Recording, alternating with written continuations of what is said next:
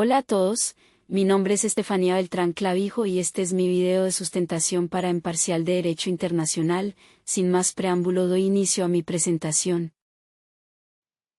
El derecho internacional es una rama del derecho que regula las relaciones entre los estados y los actores internacionales, como las organizaciones internacionales y en algunos casos individuos y empresas. Su objetivo principal es establecer un marco normativo que permita la convivencia pacífica y la cooperación entre naciones. El derecho internacional se divide en dos grandes áreas: derecho internacional público y derecho internacional privado. El alcance del derecho internacional es amplio y abarca desde la regulación de los conflictos armados y la protección del medio ambiente hasta el comercio internacional y la cooperación en ciencia y tecnología. Características. Naturaleza consensual. A diferencia de los sistemas legales nacionales donde las leyes son impuestas por un Estado soberano, el derecho internacional se basa en un acuerdo voluntario de Estados para crear y aplicar normas jurídicas a través de tratados y convenios. Otra característica son las fuentes del derecho internacional. Las principales incluyen los tratados internacionales, la costumbre internacional y los principios generales de derecho. Estas fuentes son fundamentales para la creación y aplicación del derecho internacional. También tenemos los principios fundamentales en el derecho internacional. Acá se tiene la soberanía estatal e igualdad de estados. La estructura descentralizada. Y como última característica, debo destacar que el derecho internacional abarca diversas áreas, incluyendo derechos humanos, derecho del mar, derecho comercial internacional, derecho ambiental y el derecho internacional. Evolución histórica. La evolución de la comunidad internacional ha estado marcada por varios hitos importantes. En el siglo XX, tras dos guerras mundiales, se buscó establecer un orden internacional que previniera conflictos futuros. La creación de la Sociedad de las Naciones y posteriormente la creación de las Naciones Unidas es un reflejo de este esfuerzo. Humanización del derecho internacional. Desde la segunda mitad del siglo XX había un enfoque creciente en los derechos humanos y la dignidad humana dentro del marco del derecho internacional, lo que ha transformado la concepción tradicional de la comunidad internacional. Los desafíos actuales que presentamos es que a pesar de estos avances, la comunidad internacional enfrenta estos desafíos significativos, como la globalización y la crítica a su estructura. Uno de los pilares fundamentales de la comunidad internacional es la soberanía de los estados. Cada país es considerado una entidad independiente con el derecho a gobernarse a sí mismo sin interferencias externas. La interdependencia entre los estados es otra característica clave. En un mundo globalizado, las naciones dependen unas de otras para el comercio, la seguridad y el desarrollo. La comunidad internacional está compuesta por una gran diversidad cultural y política. Cada nación aporta su propia historia, tradiciones y sistemas políticos, lo que enriquece el diálogo internacional. Las normas que rigen las relaciones internacionales son fundamentales para mantener un orden global. El derecho internacional, que incluye tratados, convenios y costumbres, establece las reglas del juego entre los estados.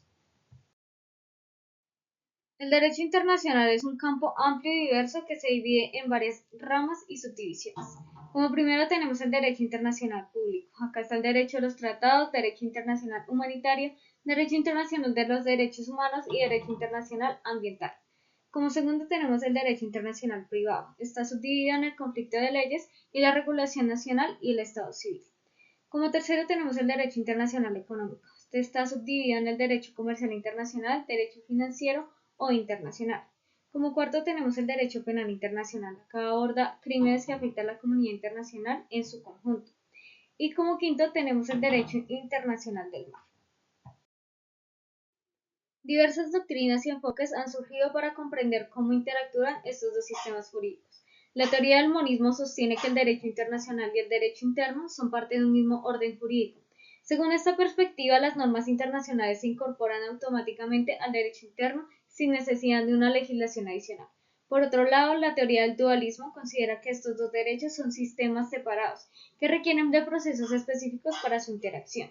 El pluralismo constitucional es una doctrina más reciente que busca superar las limitaciones del monismo y el dualismo. Esta perspectiva reconoce que la coexistencia de múltiples fuentes normativas propone un enfoque más flexible que permite la interacción dinámica entre estos dos derechos. La teoría de la incorporación plantea que las normas internacionales deben ser formalmente incorporadas al derecho interno mediante un proceso legislativo específico.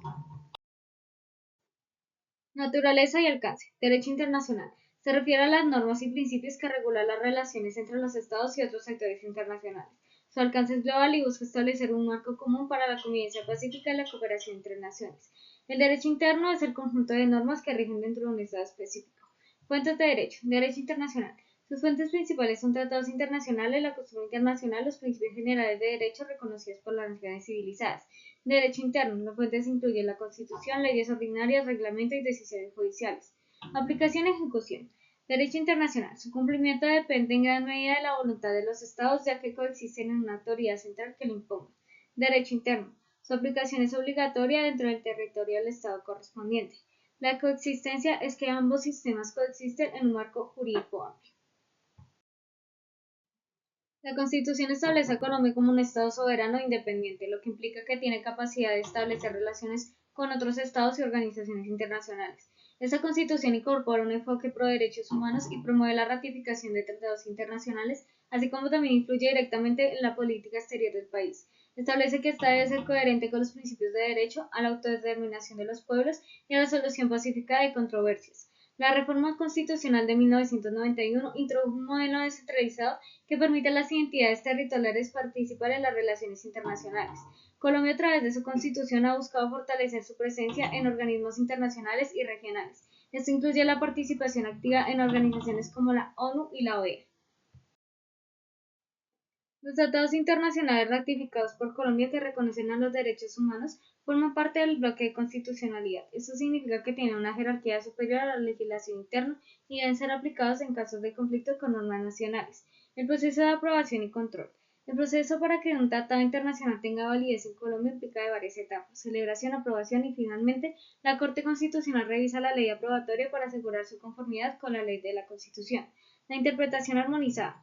La interpretación de la Constitución debe alinearse con los tratados internacionales ratificados. Impacto de los derechos humanos. Acá la inclusión de los tratados internacionales en el bloque de la constitucionalidad refuerza la protección de los derechos humanos en Colombia.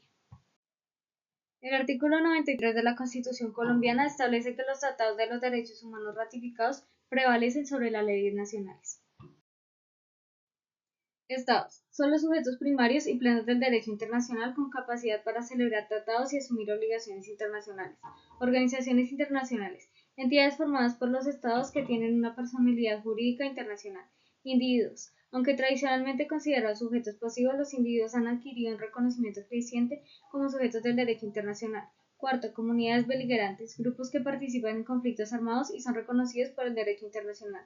Quinto, movimientos de liberación nacional, grupos que luchan por la autodeterminación y la independencia de un territorio o pueblo. Sexto, entidades especiales.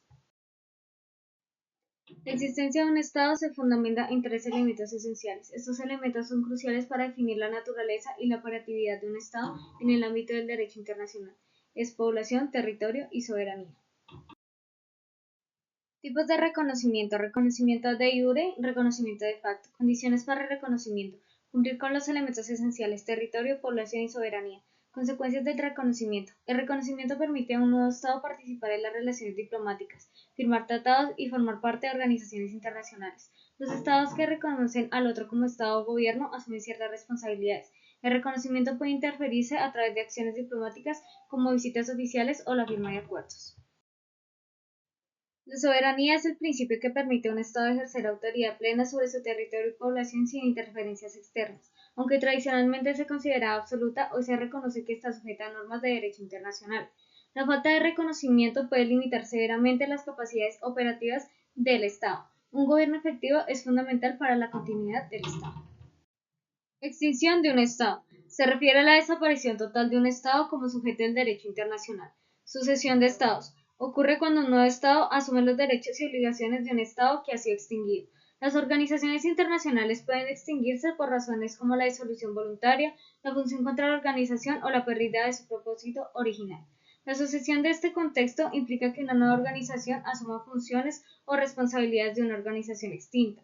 La extinción de los individuos en este contexto podría referirse a la pérdida de derechos o un estatus bajo del derecho internacional. Otros sujetos del derecho internacional.